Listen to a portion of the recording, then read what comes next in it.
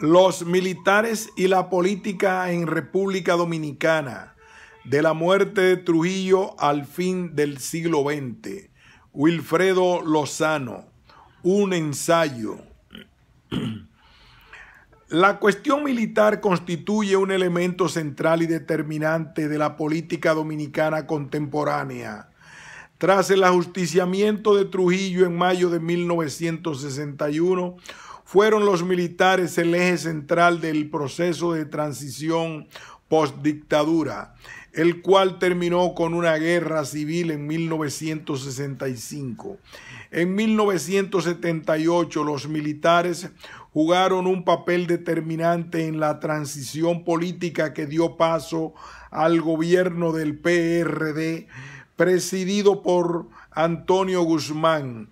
En los años 90, sin embargo, por diversas razones que van desde las transformaciones económicas vividas por la sociedad dominicana al final del siglo XX, la lenta consolidación democrática de la política dominicana hasta los cambios geopolíticos ocurridos en el Caribe tras el fin de la Guerra Fría, el papel de los militares en la política dominicana ha sufrido una transformación significativa, perdiendo la centralidad que sostuvieron en el proceso político en los años 60 y 70.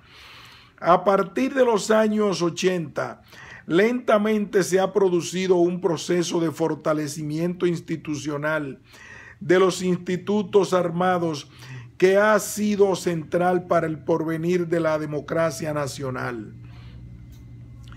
En lo que sigue, discutiré algunas ideas en torno al papel de los militares en la política dominicana, primero analizando su papel como actores sociopolíticos, luego analizando el papel de las Fuerzas Armadas como institución en el proceso de modernización política del Estado dominicano, destacando su contribución al proceso democrático. A lo largo de todo el análisis, tres ejes centrales se tomarán en cuenta: el cambiante contexto geopolítico del Caribe en el largo periodo que cubre los años 60 y finales del siglo XX. B. Las relaciones de los estamentos militares con los actores políticos. Y C. El impacto de los cambios societales y económicos sobre las instituciones armadas. Crisis de hegemonía igual a crisis militar, 1961-1965. La muerte del dictador Rafael Leónidas Trujillo en mayo de 1961 inauguró un nuevo periodo en la historia política dominicana, caracterizado por una verdadera crisis de hegemonía en el ejercicio del poder por las élites políticas dominantes, que tras la caída de la dictadura se constituía en los herederos del poder estatal. En dicho contexto, la batalla social se definió en dos frentes. En primer lugar, implicaba un agudo conflicto entre los reductores dirigentes de la dictadura y los diversos sectores recluidos del proyecto trujillista de dominación, de los cuales pugnaban por el control del Estado en las nuevas condiciones post-trujillistas. Dicho conflicto se definía, pues, en torno a la disputa por el poder hegemónico del Estado. La otra dimensión del conflicto se expresó en la emergencia de las masas populares como sujetos políticos activos, los que pugnaban por la elevación de los niveles de vida, sobre todo a través de su lucha por la elevación del salario, pero también intentaban definir efectivos espacios de participación política. La crisis se caracterizó, pues, como conflicto en el seno del conjunto de los sectores dominantes, pero también expresó la emergencia de las masas populares como sujetos políticos. El tercer elemento característico de esta situación fue la reactivación del papel de los Estados Unidos como agente político activo en la búsqueda del restablecimiento del equilibrio entre las clases dominantes y en el diseño de alternativas al modelo de dominación trujillista ya en ruinas. Fue así que la clase y la crisis del post-trujillismo se expresó no solo como una crisis política, sino como la crisis de todo el orden de dominación, con las consecuentes presiones sobre el delineamiento de un nuevo esquema de acumulación de capitales y la necesaria redefinición del sistema político. En el contexto de la crisis, nuevos sujetos políticos hacían su aparición y otros reactivaban su presencia, entibiada durante 31 años por las condiciones mismas de la dictadura trujillista. En la coyuntura post-trujillista, las Fuerzas Armadas pasarían a desempeñar un papel de extrema importancia, en parte derivado de la función que sostenían con aparatos de dominación en la reproducción política de la dictadura, pero también como resultado de la propia debilidad de las clases dominantes, dadas sus incapacidades para asegurar la estabilidad política estatal y la orquestación de un modelo histórico alternativo. Sin embargo, la situación misma de los mandos militares en las condiciones de la dictadura, las Fuerzas Armadas entrarían a las nuevas condiciones post-trujillistas sin el suficiente entrenamiento en la lucha política, como también sin el suficiente conocimiento a nivel de sus cuadros dirigentes del nuevo y decisivo papel que les tocaría jugar en las nuevas condiciones políticas. Esta situación merece una mejor y más completa explicación. El ejército trujillista, pese a que en su momento fue uno de los mejores equipados del área, sobre todo a partir de la postguerra, poseía una estructura organizativa muy tradicional y profundamente verticalista en la estructura de mandos, así como una disciplina y sentimiento de casta que la ideología trujillista se había encargado de desarrollar. En esta circunstancia, el ejército aparecía como grupo élite diferente y alejado de la sociedad civil. El discurso ideológico trujillista fortalecía en los estamentos militares la percepción de que los mismos entendieran que constituían un agrupamiento no solo distinto, sino superior y relativamente aparte del resto de la sociedad. Al mismo tiempo, este sentimiento de pertenencia a la casta militar colocaba a las tropas y mandos militares en una situación de sometimiento carismático a la figura del jefe. En tales condiciones, la defensa del orden estatal era asumida en función de un esquema carismático y patrimonial de los mandos militares respecto a Trujillo. Lo fundamental en dicho esquema era la lealtad al dictador como jefe carismático y patrimonial, no tanto la lealtad al cargo y la función. Esto se manifestó más claramente en momentos precisos, donde además de la función represiva cotidiana y tradicional, la acción militar expresaba la forma de un conflicto militar mayor. La invasión de Cayo Confites en 1947 y la invasión de junio de 1959 por parte del exilio antitrujillista revelan con claridad el hecho. A la larga, La tarea de la represión cotidiana, sobre todo al final de la dictadura, tendió a definir una cierta especialización técnico-represiva, para lo cual se constituyeron cuerpos armados particulares. Tal fue el caso del Servicio de Inteligencia Militar. Ante la crisis de hegemonía de los años 1961-65, las Fuerzas Armadas pasarían a constituir el espacio político determinante del poder y estabilidad estatales. Sin embargo, sus mandos superiores no demostraron en esa coyuntura de crisis capacidad de respuesta autónoma, de forma tal que por propio Estado y apoyado por los militares surgieran alternativas hegemónicas burocrático-militares.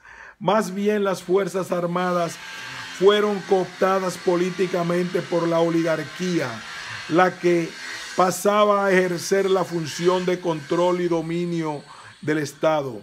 En esa situación, los Estados Unidos pasaron a desempeñar una función fundamental en la definición de los equilibrios políticos. La estrategia norteamericana se organizó en torno a tres objetivos básicos. Primero, la democratización de la sociedad en las condiciones de crisis hegemónica. Este objetivo se materializó a su vez en varios puntos. A. Presiones para la salida del país de los reductos de la dictadura, sobre todo de la familia del dictador. B. Fortalecimiento del poder civil sobre el militar, lo que implicó el fortalecimiento de Balaguer como presidente provisional, aun cuando luego determinó su desplazamiento del poder por la fracción oligárquica no comprometida con la dictadura. El sostenimiento de una política contrainsurgente. Dicha política se organizó en torno a varios puntos. A. Control del movimiento popular, cuya consecuencia fue el crecimiento de los efectivos militares en un número de 10.000, así como la creación de grupos especializados en el control de motines y el inicio de programas de seguridad, inteligencia y contrainsurgencia bajo la asesoría del AID. B. El reinicio del programa MAG, que trajo como producto la reactivación del programa de adiestramiento militar. 3. El delineamiento de políticas reformistas que permitieran enfrentar las demandas de las masas populares urbanas, al tiempo que facilitaran la implementación de medidas estratégicas previsoras de situaciones de conflicto en las áreas rurales. La búsqueda de alternativas frente a la crisis de hegemonía condujo al Departamento de Estado a la definición de una ambigua política. Primero se apoyó a Balaguer en los momentos iniciales de la transición, pero luego se desplazó el apoyo al Consejo de Estado, al tiempo que se establecían compromisos con una política de apoyo a las elecciones a celebrarse en 1962. Como sabemos, en dichas elecciones triunfó Bosch como candidato del populista Partido Revolucionario Dominicano, tras una arrolladora victoria sobre el candidato oligárquico Viriato Fiallo de la Unión Cívica Nacional. En tales condiciones, los Estados Unidos, pero sobre todo el Pentágono, no vieron con buenos ojos el triunfo de Bosch, aun cuando en las circunstancias de la transición se vieron forzados a brindarles su apoyo. Con el ascenso de Bosch al poder triunfaron las fuerzas populares sobre las lideradas por el bloque oligárquico. Se triunfó Su triunfo se vio sostenido, además, por el apoyo estratégico que la fracción balaguerista, heredada de los intereses políticos de la élite burocrático-militar trujillista, le brindara. Con dicho apoyo, a Bosch se le abrieron las puertas del campo dominicano, dado que los campesinos constituyeron la clase apoyo de la dictadura trujillista.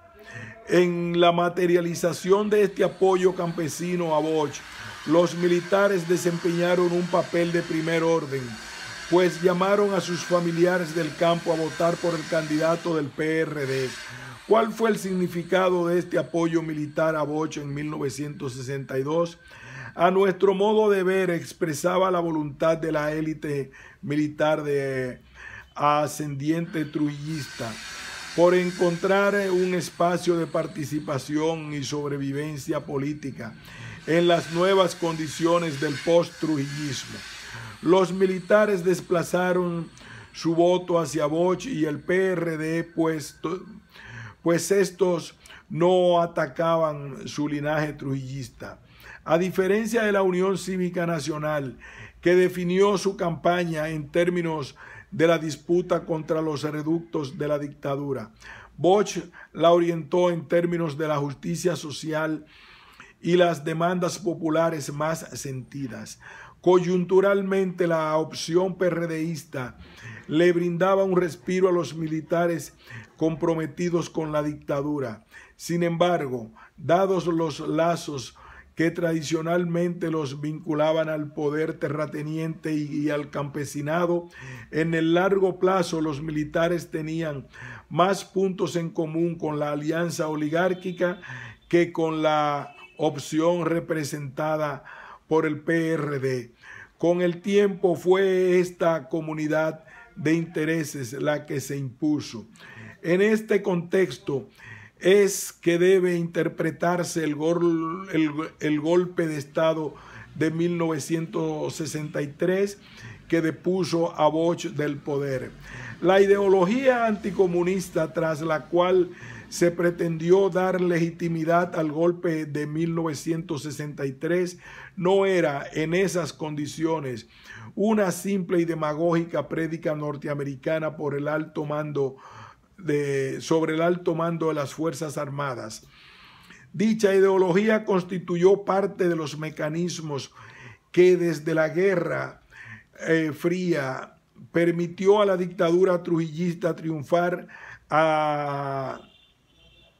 en la unificación a las Fuerzas Armadas y enfrentar el cerco político que a finales de los años 50 se le presentó al régimen respecto a América Latina y a los Estados Unidos en particular. Es cierto que los hombres del MAC hicieron un sistemático trabajo con la alta oficialidad dominicana en el sentido de minar las bases de la legitimación de Bosch respecto a los mandos militares, dada la pertinaz insistencia del presidente por preservar las libertades democráticas. La prédica de los hombres del MAC encontró terreno fértil en unas fuerzas armadas históricamente condicionadas a las soluciones de fuerza y autoritarias. Pero fue de esta manera que la oligarquía dominicana aprovechó una situación de hecho para socavar las bases de la legitimidad política de Bosch frente a los militares y dar inicios a la conspiración golpista. Esto se facilitaba puesto que entre oligarcas y jerarquías militares existían lazos sociales comunes que los unificaba en una ideología autoritaria y antidemocrática, temerosa de los procesos de modernización y cambio social que se estaban verificando en la sociedad. Estos sectores sociales también le temían a la creciente capacidad de movilización de los trabajadores y de las clases medias urbanas en ascenso.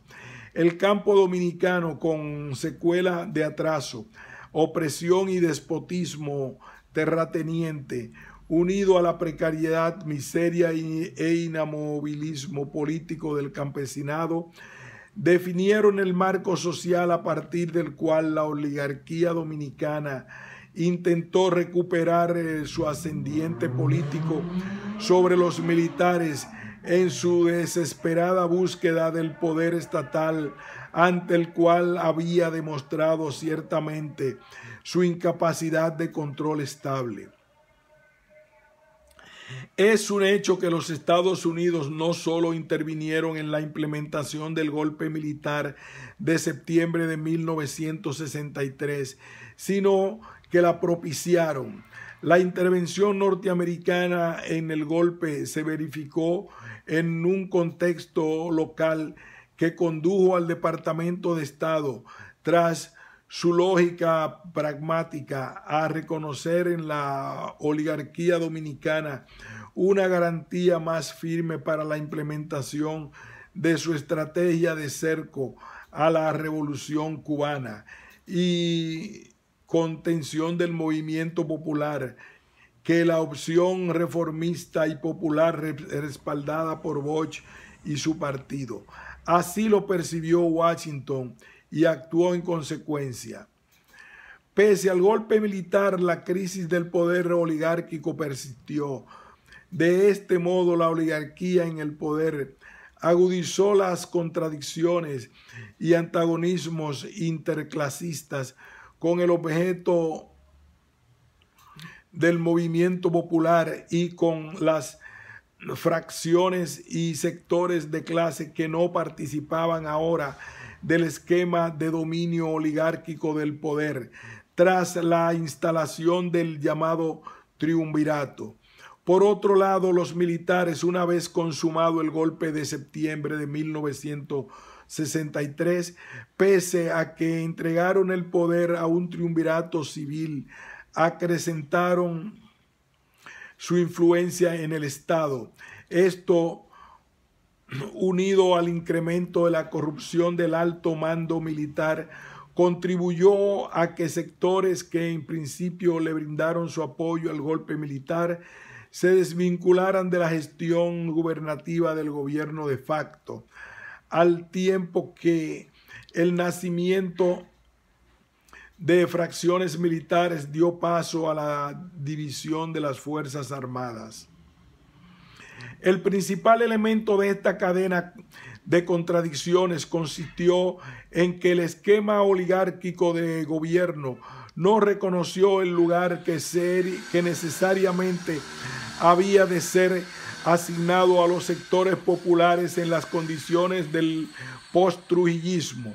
Este era el punto a partir del cual se quebraba la posible base de legitimidad del proyecto oligárquico, unido al hecho de que tampoco sobre el campesinado la oligarquía estaba en capacidad de ejercer influencia hegemónica, ya que los mismos eran cooptados por la fracción balaguerista, antagónica del bloque oligárquico en el poder.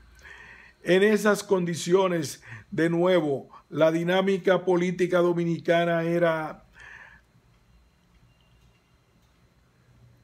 en los años 1963-65, se definió en torno a la ruptura de la unidad de las Fuerzas Armadas como paso previo por parte de la oposición para acceder al poder. Esto demuestra que la cuestión militar continuaba siendo el territorio privilegiado del equilibrio político estatal y en consecuencia del sistema político en su conjunto. Lo específico de la situación era que el fraccionamiento de las Fuerzas Armadas definía el campo de posibilidades de las fracciones de clase en el poder, como de aquellas que pugnaban por conquistarlo. Desde el punto de vista militar se definían tres grandes tendencias en las Fuerzas Armadas en dicho período.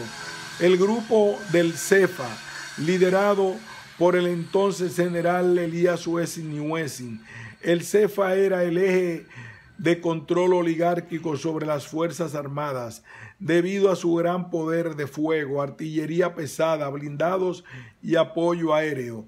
En segundo lugar, se reconocía al grupo de San Cristóbal, el cual tenía gran influencia en el ejército y aunque tenía poca capacidad de artillería pesada, contaba un significativo contingente de infantería. Finalmente reconocemos a la fracción constitucionalista, compuesta básicamente por oficiales medios, coroneles y capitanes diseminados en diversos cuarteles, pero con amplia simpatía en las tropas apostadas en el campamento 16 de agosto. Por el lado civil, la conspiración tenía varios ejes y contactos. El grupo de San Cristóbal tenía contactos en el grupo balaguerista, mientras que los militares constitucionalistas se agrupaban en torno a las fuerzas PRDistas y sostenía contactos con un sector del buró militar del movimiento 14 de junio. En este escenario, forzosamente, la revolución constitucionalista de 1965 no debe ser apreciada simplemente como la culminación de esta secuela de conspiraciones cívico-militares, sino más bien como el cierre de un ciclo de crisis hegemónica donde la ruptura de la unidad de las Fuerzas Armadas desempeñó el papel decisivo y determinante al definir los límites del poder oligárquico que intentaba sustituir al Estado trujillista en ruinas. Por otro lado, la insurrección de abril de 1965 rápidamente se transformó en una tradicional conspiración cuartelaria. Por otro lado, la insurrección de abril de 1965 rápidamente se transformó de una tradicional conspiración cuartelaria en una insurrección popular, lo cual modificó los términos del conflicto bélico, llegando sus consecuencias a afectar la esfera de las relaciones internacionales. En apenas unos días, del 24 al 27 de abril, la fracción militar leal al gobierno de facto quedó reducida en su capacidad militar y prácticamente liquidada en su capacidad de respuesta política. En estas condiciones, la situación rápidamente evolucionaba a favor de los constitucionalistas. Esta nueva situación subvertía radicalmente los términos del modelo hegemónico norteamericano en la región y en particular en el país. En el caso dominicano, dicho modelo suponía un alineamiento estratégico del país contra Cuba y la desmovilización popular. La revolución constitucionalista del 65 ponía en peligro ambos aspectos. De aquí la urgencia de la intervención militar norteamericana en la insurrección de abril de 1965. Estado, militares y reequilibrio político tras la revolución de 1965. Tras la derrota militar del movimiento constitucionalista en 1965, la situación hasta ahora descrita respecto a la unidad de las Fuerzas Armadas Dominicanas se modificó. En las nuevas condiciones era claro que el gobierno que surgiera de las elecciones programadas para mayo de 1966 no podía ser otro que el liderado por Joaquín Balaguer, tras quien la clase dominante reagrupó sus fuerzas. Con la derrota electoral de Bosch en 1966 y el triunfo de Balaguer en dichos comicios, se articularía un nuevo esquema de dominación social y política.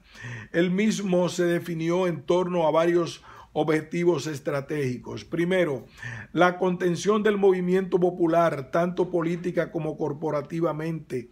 Esto trajo como resultado inmediato la represión del movimiento constitucionalista a nivel de los partidos revolucionarios y del PRD. como también supuso la práctica aniquilación de la fracción militar constitucionalista. La definición de un acuerdo político entre las diversas fracciones de la clase dominante que rearticuló al bloque en el poder, abriéndole un espacio de participación en el mismo a la escasa y emergente burguesía industrial y financiera. La consolidación de las condiciones políticas y económicas internas que facilitaran la expansión en el país de los intereses económicos y políticos norteamericanos, tanto a través de la penetración en la economía dominicana de las empresas transnacionales como a nivel geopolítico tras el alineamiento estatal con la política regional impuesta por los Estados Unidos en el área del Caribe. En términos políticos, tras el ascenso al poder de Balaguer en 1966, lo específico de la nueva situación radicó en el hecho de que el pacto de dominación se organizó reconociendo que la debilidad del conjunto de la clase dominante le impedía articular una estrategia hegemónica alternativa tras la crisis del post-trujillismo. En segundo lugar, este nuevo pacto de dominación tuvo que acogerse a la mediación hegemónica de Balaguer, pues solo éste tenía una efectiva capacidad de mediación y movilización en torno al campesinado, así como un ascendente ideológico sobre las Fuerzas Armadas, lo suficientemente consistente como para poder reorganizarlo en torno a la tarea de la contrainsurgencia, al tiempo que se unificaban los mandos.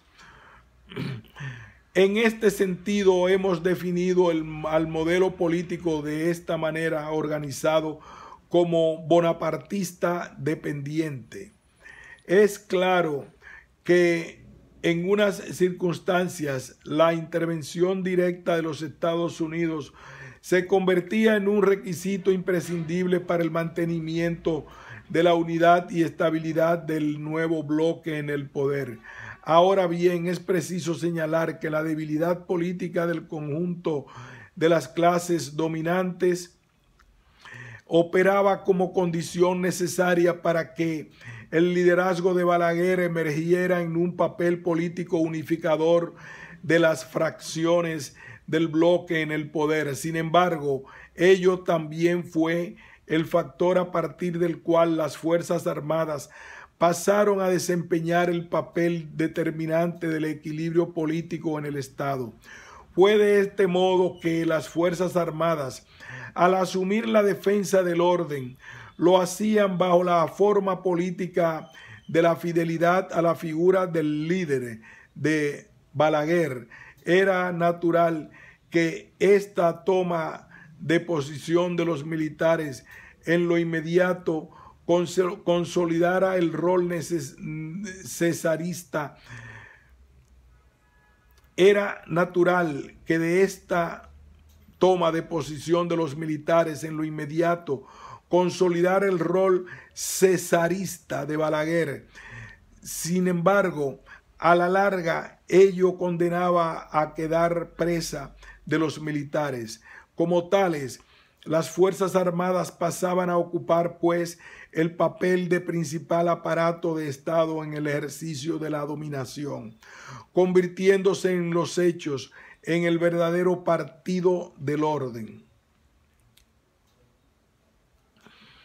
En este esquema político, las Fuerzas Armadas fungían ciertamente como instrumento represivo frente al conjunto de las clases dominantes y sus representantes políticos, pero también en esas condiciones los militares pasaron a constituir la mediación a partir de la cual se definió el equilibrio político en el Estado, como hemos afirmado, y el bloqueo bonapartista al sistema de partidos. De aquí que las pugnas entre las camarillas militares se constituyeran en el espacio de articulación de modelo político de equilibrio tenso que caracterizó a esta forma de Estado. Vistas las cosas de esta manera, la efectiva desmovilización política de las clases dominantes las forzaba a ausentarse como beligerantes políticos de las pugnas militares, pues participar en estas hubiese puesto en peligro la recién lograda unidad del Estado tras la Guerra Civil de 1965. Gracias a esto, Balaguer pasaba a constituirse en el factor de equilibrio no solo militar, sino también del sistema político en conjunto. A esto se une el hecho de que las clases dominantes tenían en una práctica ausencia del aparato legislativo, lo que de nuevo forzaba a robustecer el rol del poder ejecutivo. Balaguer aparecía, pues, como la garantía misma del orden político recién logrado. En el período de crisis hegemónica de 1961-65, la cuestión militar fue decisiva tanto en lo que respecta al triunfo de Bosch como en lo relativo al poder militar de 1963. Pero bajo el llamado triunvirato como gobierno oligárquico, la crisis de hegemonía quedó sin resolverse, al tiempo que la ruptura de la unidad de las Fuerzas Armadas se hizo evidente. En este contexto, lo novedoso del régimen balaguerista no fue tanto el mantenimiento de las pugnas y divisiones internas en los mandos militares, sino más bien su empleo como factor de unidad del Estado. Vale la pena detenerse en el análisis de la dinámica política que vinculaba a Balaguer con los militares, como ha referido Atkins con relación a las Fuerzas Armadas. Empleó una táctica de equilibrio entre los mandos militares que, en vez de destruir las fracciones militares, suponía el mantenimiento de su poder.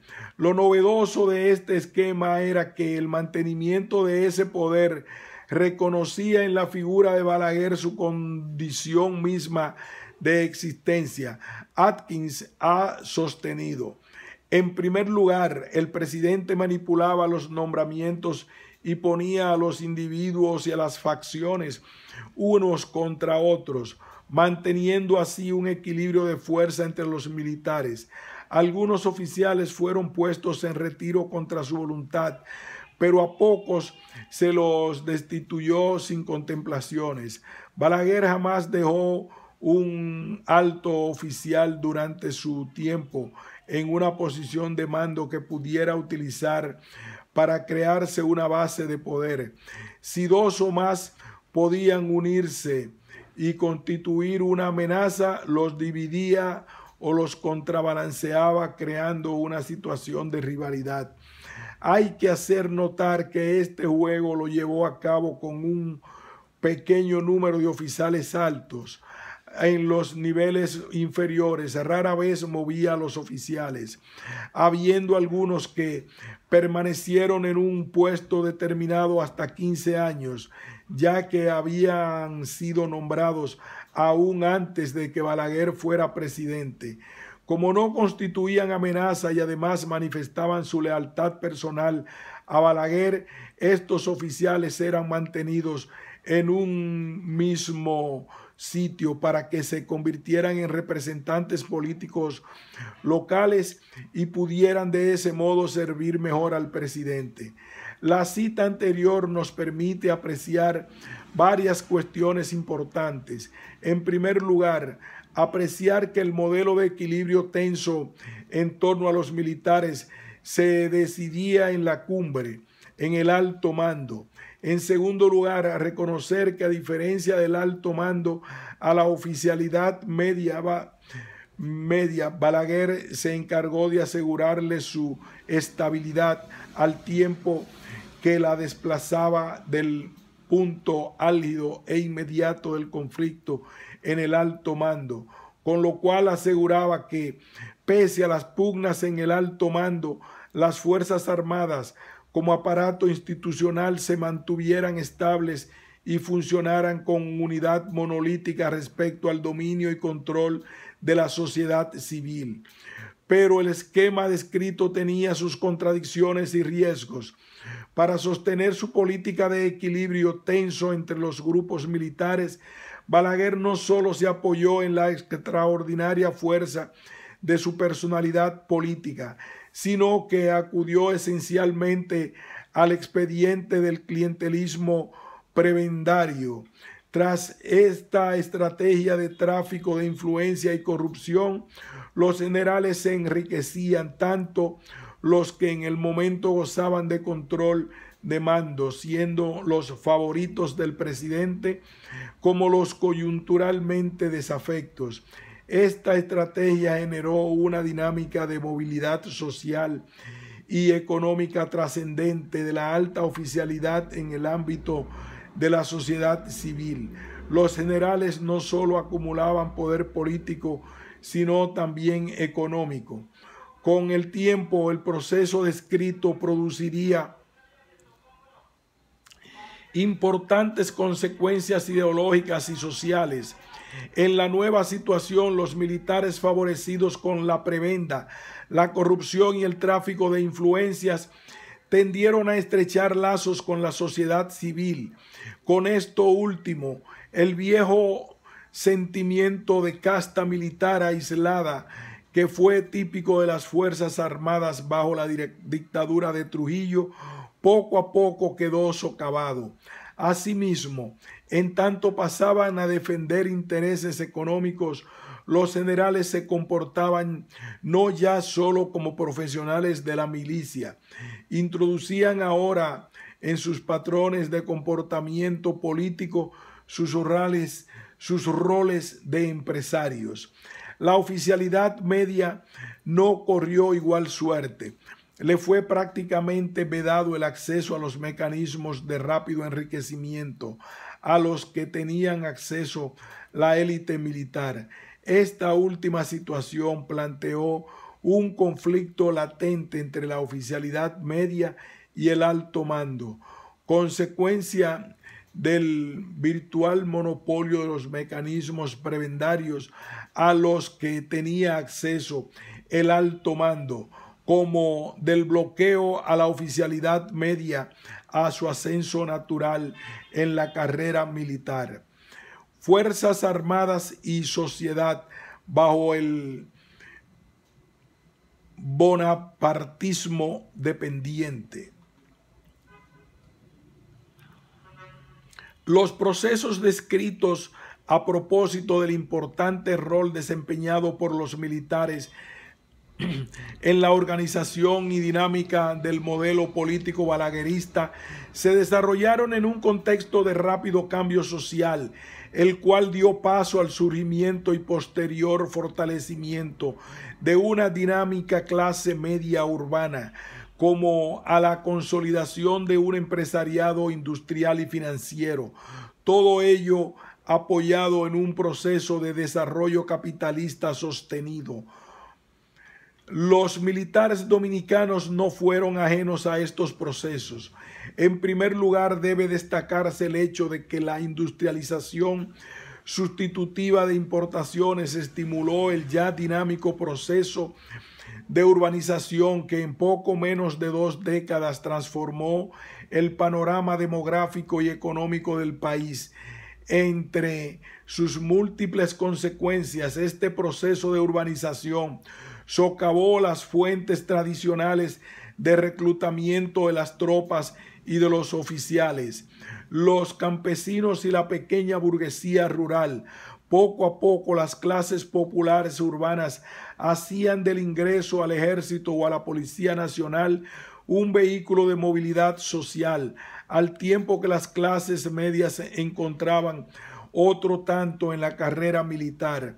La urbanización de la fuente de reclutamiento de las Fuerzas Armadas, más allá del proceso de profesionalización técnico-militar, estimulado por los norteamericanos, dio pie a un proceso mucho más vasto e imperceptible de profesionalización militar en torno a especialismos y profesiones cuya esfera típica de desarrollo era la sociedad civil. A diferencia de las Fuerzas Armadas trujillistas, en las nuevas circunstancias muchos oficiales se graduaban no solo como profesionales de la milicia, sino como abogados, médicos, ingenieros, economistas. Algo parecido ocurría con las tropas a propósito de la preparación técnica que recibían en sus cuarteles. En los hechos, al igual que la educación y otros mecanismos sociales e institucionales, las Fuerzas Armadas pasaban a constituirse en canales de movilidad en una sociedad en rápido proceso de cambio.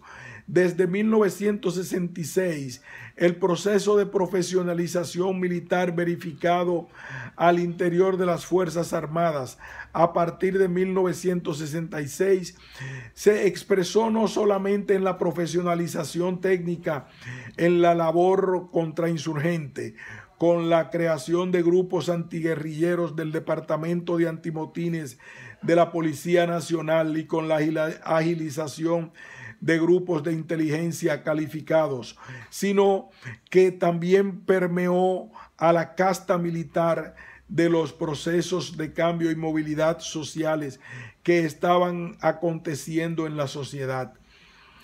Es pertinente reconocer que el nuevo vínculo que se estableció entre la sociedad civil y los militares a partir de la profesionalización de estos últimos se facilitó gracias al papel que los militares pasaron a desempeñar en el modelo político de equilibrio tenso que fue propio del régimen balaguerista.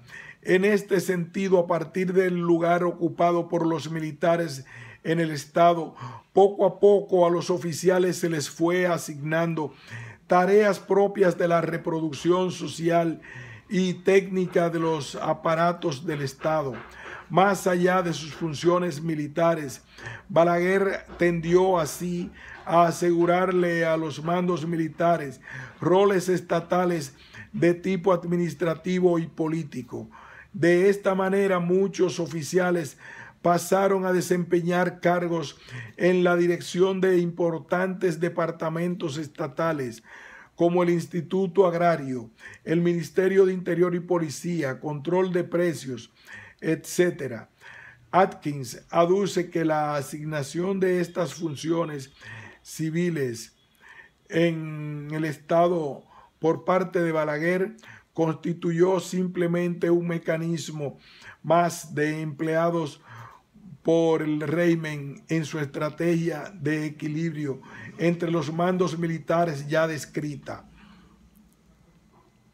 Sin embargo, es mi parecer que a esta dinámica del equilibrio debe añadirse el reconocimiento de tres elementos: A, la escasez de cuadros en la burocracia del Estado, técnica y políticamente confiables; B, el estilo personalista y centralizador del gobierno; y C, la complejización misma de los aparatos del Estado. En la medida en que Balaguer, en lo que respecta a la reproducción política y administrativa del Estado, hacía descansar parte de la gestión de gobierno en los mandos militares, se potenciaban situaciones conflictivas entre las camarillas militares y los grupos de intereses en la sociedad civil, debido al hecho de que, tras beneficiarse de su posición privilegiada en el gobierno, los militares seleccionaban los intereses estratégicos de los grupos económicos. Esto planteó una contradicción a la larga socavada. Esto planteó una contradicción que a la larga socavaba las bases políticas del modelo de dominación bonapartista.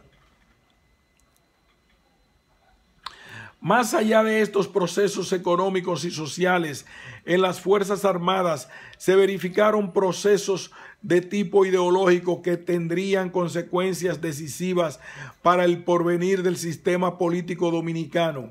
El principal de estos procesos fue, sin dudas, la secular ideología anticomunista, que tradicionalmente homogeneizó la imagen de la participación política de los militares, como su posición respecto a los grupos populares y revolucionarios. Tras el tramado de dicha ideología, los militares tendieron a identificar cualquier posición crítica frente al gobierno, cualquier reclamo económico o demanda de justicia e igualdad ante la ley como actividades subversivas.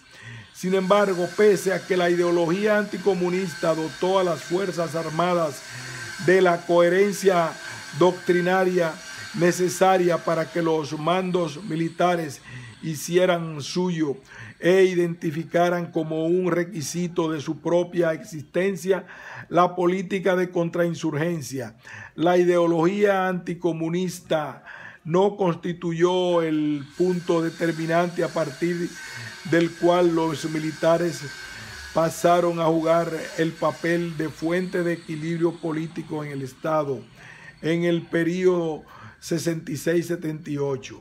Mucho más importante fue al respecto la relación carismático-patrimonialista de Balaguer con los mandos militares.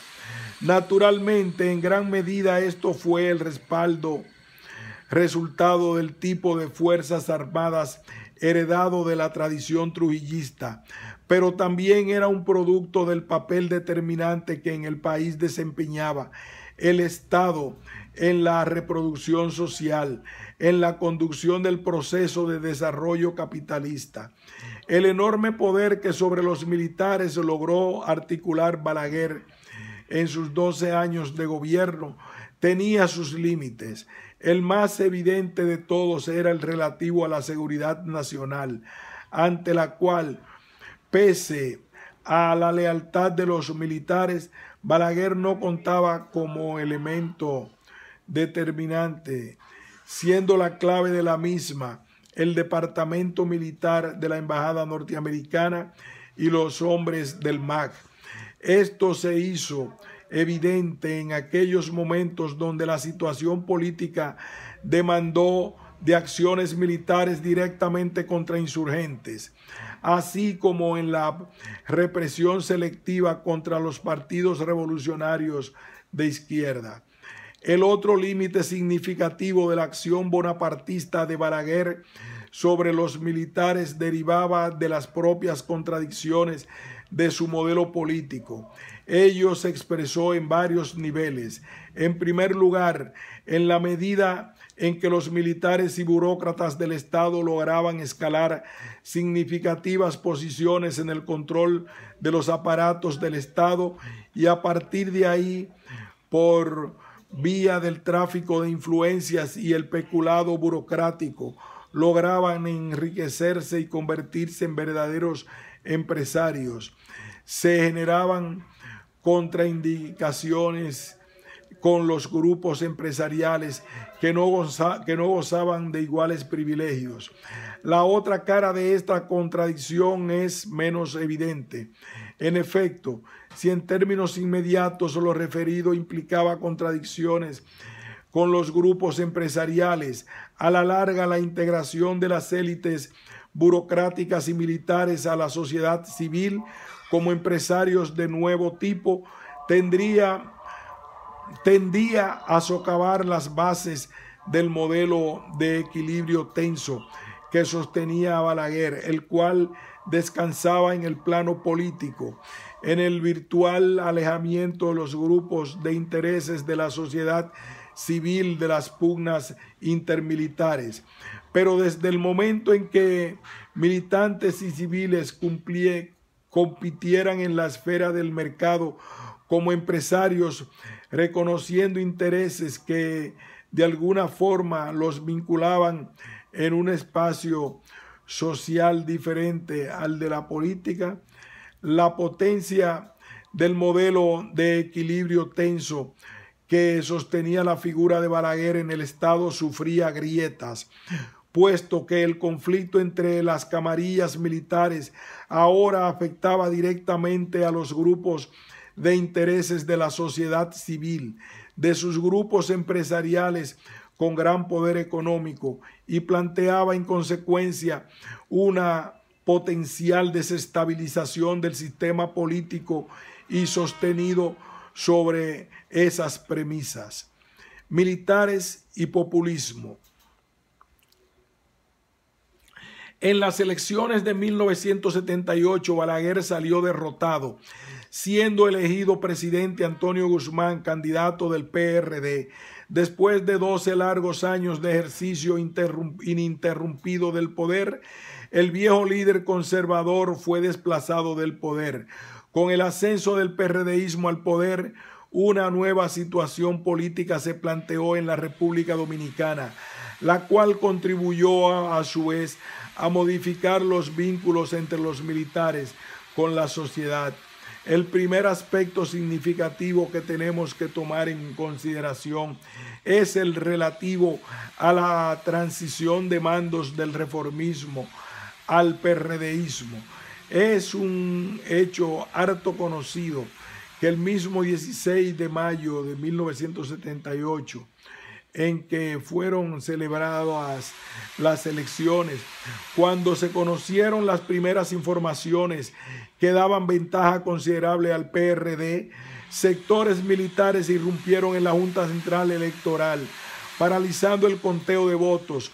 Con ello se inició una crisis que puso en peligro la de guerra civil al país.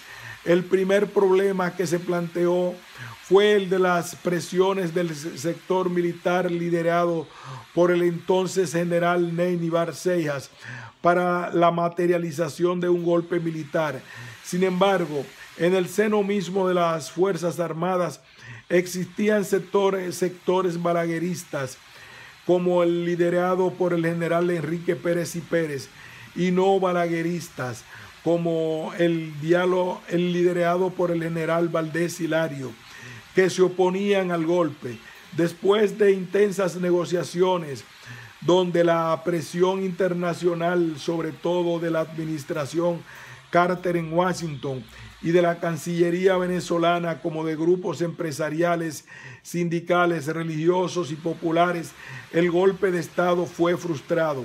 La solución política que finalmente se le dio al conflicto supuso una negociación de marras, en la que el Partido Reformista cedió el poder al PRD, pero conservó la mayoría del Senado o Cámara Alta en el Congreso. Para nuestros fines, lo importante es reconocer dos cuestiones a propósito de la crisis electoral y la intervención de los militares. En primer lugar, pese al compromiso de los militares con Balaguer y la fuerte identificación del conjunto de las Fuerzas Armadas con su liderazgo, el golpe de Estado no se materializó. Como hemos apreciado, esto no significa que en el mando militar no existieran sectores convencidos de la necesidad del golpe. Lo que sí evidencia es que dichos sectores ya no tenían el poder suficiente para una acción de esa naturaleza. En términos del equilibrio político entre las diversas fracciones militares, la crisis electoral reveló los límites de la estrategia de equilibrio tenso entre las fracciones militares que había sostenido el poder de Balaguer. En primer lugar, puso de manifiesto que existían dimensiones del conflicto social frente a las cuales el bonapartismo no podía responder por la vía del juego de fracciones militares y la subordinación a esta lógica política del conjunto de sociedades de la sociedad política. En segundo lugar, reveló que en la sociedad civil los grupos de intereses, tanto en el plano político como económico, habían alcanzado un nivel de desarrollo tal que los colocaba en abierto conflicto con el esquema bonapartista. Este último punto, a su vez, nos revela varias cuestiones. El PRD demostró una habilidad en el manejo de la cuestión militar. En primer lugar, moderó durante la campaña su discurso radical. De esta forma, su propuesta parecía viable a los ojos de Washington en el contexto de la política de derechos humanos de Carter para la región. Pero también el PRD logró abrir la moderación de su discurso político, una alternativa política de masas a los sectores de las clases dominantes que en ese momento ya estaban en abierto conflicto con el balaguerismo. En estas condiciones, el comportamiento del PRD frente a los militares fue prudente y eficaz en su propósito. Los hombres del PRD plantearon que si no se reconocían los resultados de las elecciones, estaban dispuestos a ir a la huelga general, pero le expresaron claramente a los militares no solo la retórica de su vocación democrática, sino su disposición práctica de no perseguir a aquellos que estuviesen comprometidos con el balaguerismo, de llegar al PRD al poder. Por otro lado, presionaron en Washington para que los responsables militares de la embajada norteamericana en el país hicieran su labor con los militares dominicanos, convenciéndolos de que los Estados Unidos no apoyarían un golpe de Estado. Sin embargo, toda esta inteligente gestión política PRDista frente a los militares y frente a Washington no hubiera sido efectiva si el seno del alto mando de las Fuerzas Armadas se hubiese mantenido su unidad monolítica. La realidad así lo reveló. Los sectores militares balagueristas estaban divididos en varias fracciones, al punto de que no pudieron ponerse de acuerdo en lo que respecta a la posibilidad del golpe. Por el contrario, por lo menos el grupo de Pérez y Pérez manifestó que no apoyaría una acción de ese tipo. Por lo demás, ya en ese momento habían surgido otros agrupamientos de oficiales de rango medio, como el llamado Grupo de los Coroneles, que estando en abierta oposición al golpe militar, tenían serias contradicciones con los grupos militares balagueristas. Las Fuerzas Armadas Dominicanas, de nuevo, se encontraban divididas en la coyuntura electoral de 1978, siendo este un factor determinante no solo de la victoria electoral PRDista, sino principalmente de su transición hacia el poder. El otro conjunto de condicionantes que facilitaron el acceso del PRD al poder tiene que ver con el proceso de cambio social que estaba sufriendo la sociedad dominicana, al cual ya he hecho alusión. El proceso de urbanización que vivía el país con la consecuente expansión de la clase media tuvo sus efectos directos en la visión ideológica y esquema de vida de la oficialidad media y del conjunto de las Fuerzas Armadas. Debilitó el sentimiento de casta que, heredado del trujillismo, permitió a la oficialidad reconocerse como grupo distinto y superior del resto de la sociedad. A esto se une la ideología consumista y las expectativas de rápida movilidad social de la clase media, que poco a poco fue haciendo más importante la jerarquía de ingresos que la de estatus. Con ello, valoraciones como el privilegio de pertenecer a la casta militar perdían significado. Los militares respecto a la sociedad perdían en dicho contexto poder ideológico. En esa situación más bien se presentaba la tendencia opuesta. La sociedad ganaba ascendiente ideológico sobre la casta militar, obteniendo en consecuencia fuerza política.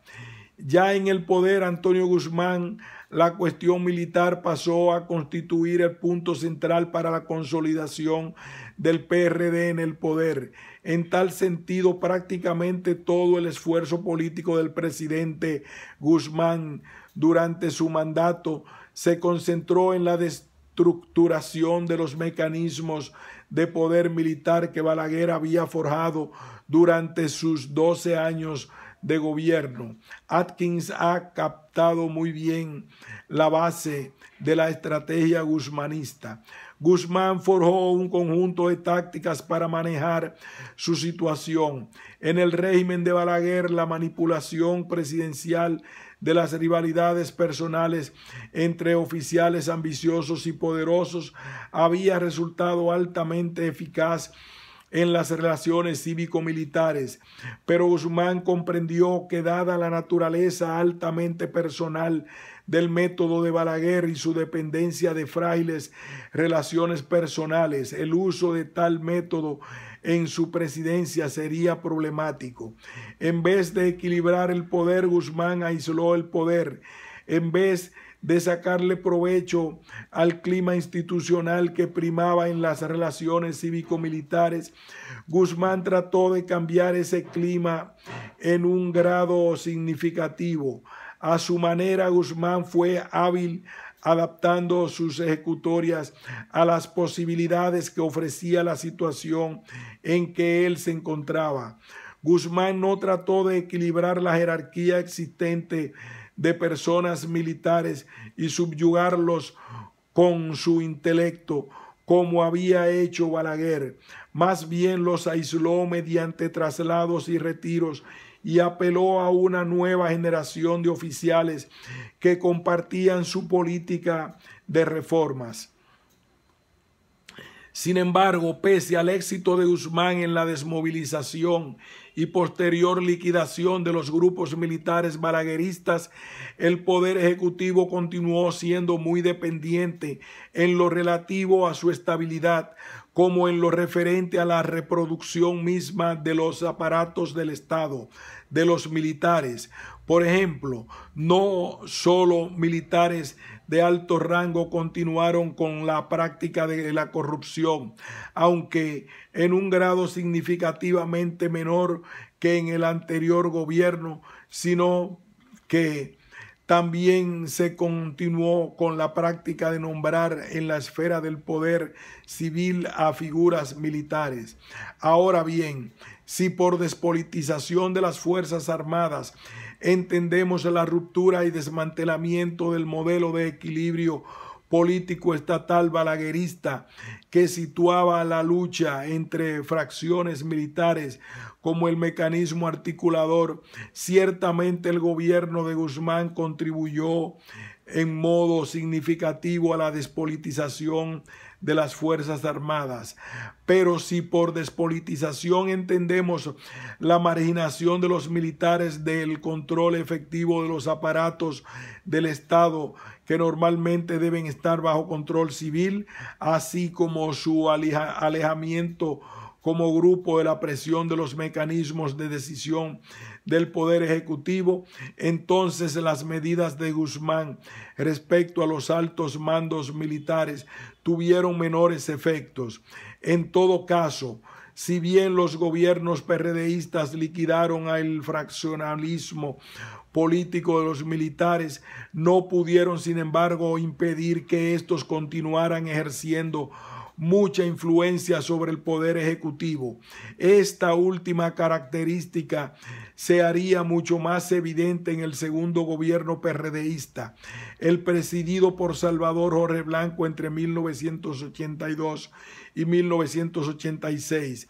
Con todo, a lo largo del presente capítulo se revela claramente que en la compleja relación militar-sociedad, una visión reduccionista que limite el análisis de los determinantes de la acción militar a sus lazos de subordinación ideológica y técnica a los Estados Unidos o a los grupos de poder económico locales, además de empequeñecer los términos mismos del análisis, supone una profunda incomprensión de la especificidad histórica de nuestras sociedades, con consecuencias prácticas tangibles, más allá de los marcos del debate académico. Militares y neopopulismo conservador. En 1986, después de 8 años como líder opositor, Balaguer regresó al poder presidencial. El país había cambiado precisamente en muchos de los elementos que durante su gobierno de los 12 años configuraron las bases de su poder.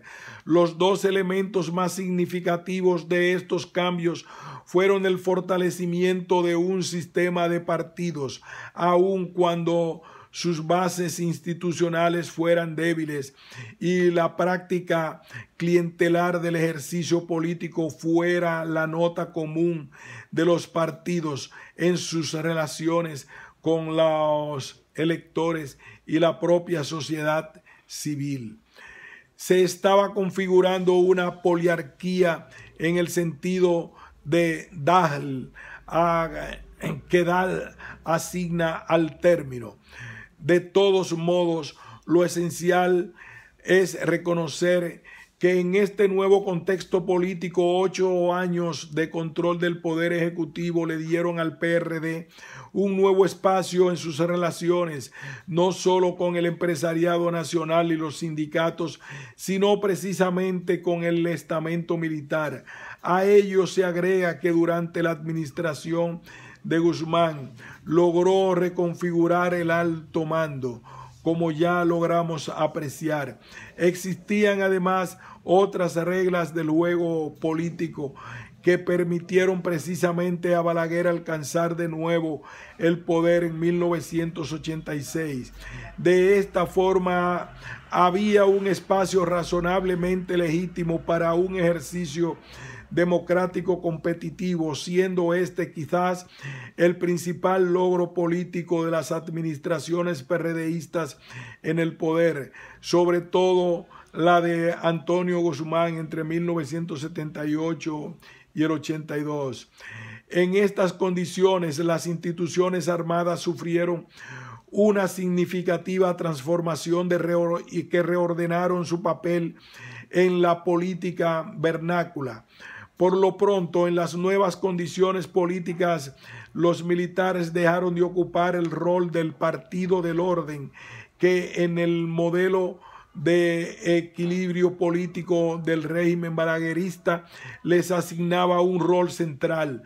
Así, en la vuelta al poder del viejo caudillo conservador en 1982, este no pudo recurrir a esta solución política propia de su experiencia en el gobierno de los 12 años. La pérdida de importancia estratégica de los militares en la unidad del Estado no puede solo ni principalmente atribuirse a la llamada desmilitarización del Estado propiciada por Guzmán al dejar fuera de servicio el mismo día de su toma de posesión a 27 generales que fueron los líderes de las facciones militares bajo el régimen balaguerista. Esta pérdida de importancia política de los militares tiene principalmente que ver con el fortalecimiento de los espacios democráticos, sobre todo del sistema de partidos, como también con importantes cambios geopolíticos en la región, principalmente el cada vez más marcado interés norteamericano por afianzar en la región regímenes democráticos competitivos. En función de este reacomodo institucional hubo una serie de consecuencias para el estamento militar que redefinieron sus lazos con el sistema político y específicamente con las élites empresariales. Por lo pronto, el potencial de intervención económica de núcleos militares con gran poder e influencia política quedó debilitado. Esto fortaleció naturalmente el poder corporativo del empresariado.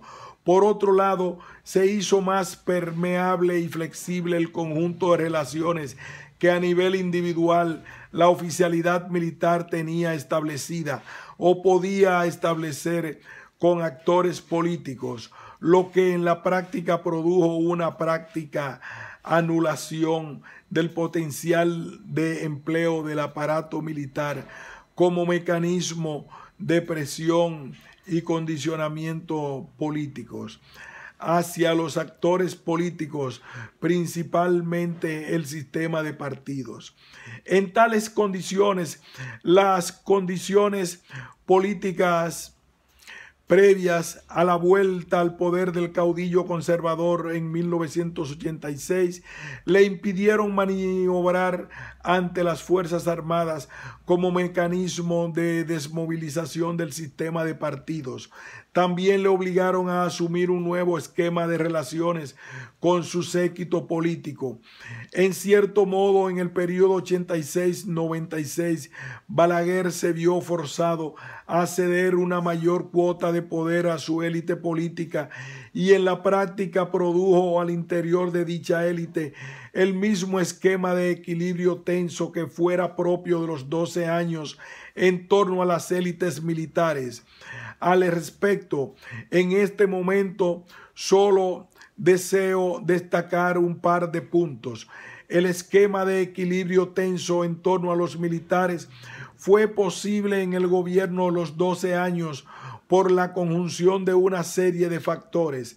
En primer lugar, gracias al escaso poder corporativo del propio empresariado, que como grupo de interés no tenía un significativo nivel de organización y propósitos claros. En consecuencia, funcionó durante muchos años como grupo dependiente del poder presidencial.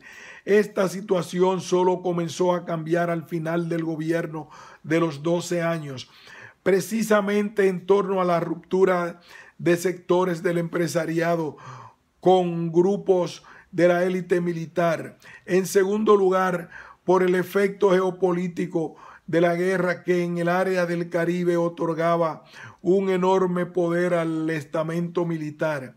En tercer lugar, gracias al precedente histórico inmediato de la transformación post-trujillista que convirtió al ejército en la principal mediación política manejada por los remanentes del régimen trujillista para labrarse un espacio en el nuevo marco político post-trujillista, y finalmente por el ascendiente campesino del propio ejército que lo convertía en la práctica en la principal mediación del régimen balaguerista de los 12 años para movilizar al campesinado, base de su legitimidad. Las consecuencias de este esquema ya las sabemos. La práctica desmovilización política del campo opositor, esencialmente del PRD y del movimiento de izquierda, el control represivo del movimiento PRD y del movimiento de izquierda, el control represivo del movimiento obrero y en general el ejercicio autoritario de la política. Los años en el poder del PRD cambiaron todo eso. Los empresarios se fortalecieron como grupos corporativos y como élite económica, con gran poder de presión sobre el poder ejecutivo y el Congreso. Los sindicatos ganaron espacio político. La propia sociedad civil desarrolló espacios significativos de organización. Lo principal, sin embargo, son dos factores aparentemente muy alejados en sus raíces. En primer lugar, en la segunda mitad de los 80, el interés geopolítico de los norteamericanos en el área había cambiado y el apoyo que antes brindaron a los regímenes militares se debilitó y en muchos casos encontró clara y abierta oposición. como fue el caso del final de la dictadura duvalierista.